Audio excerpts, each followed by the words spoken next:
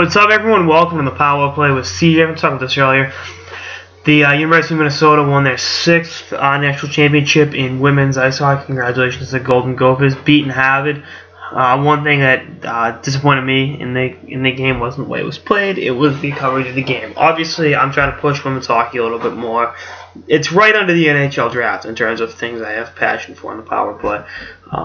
So you know how I feel about that, but the fact that there's 9,000 ESPN networks and not one of them broadcasts the game is enough of a joke. The NCAA's online broadcast sucked. It was atrocious. It was awful. It was lagging. It was in and out. And you can blame my Wi-Fi. I tried it at 2 different locations, 2 different Wi-Fi networks, 3 different devices, 2 iPads, and a laptop. The NCAA is gonna half-ass everything. That's just the way the NCAA does. They just don't half-ass investigations into whether or not kids may have gotten a few dollars on the side, because that's do you, NCAA, do you? But I just feel like they should have done a better job. I think ESPN should have stepped up. If ESPN is going to remind us about Title IX every chance they can, they should put their money where their mouth is and cover a women's national championship game in ice hockey. I mean, I get that college hockey is a niche sport, and women's college hockey is even more of a niche sport. But it's still like you couldn't have put it on ESPN, ESPN2, ESPN whatever. Instead let's have I think it was a 30 for 30 rerun. And it wasn't even a good 30 for 30.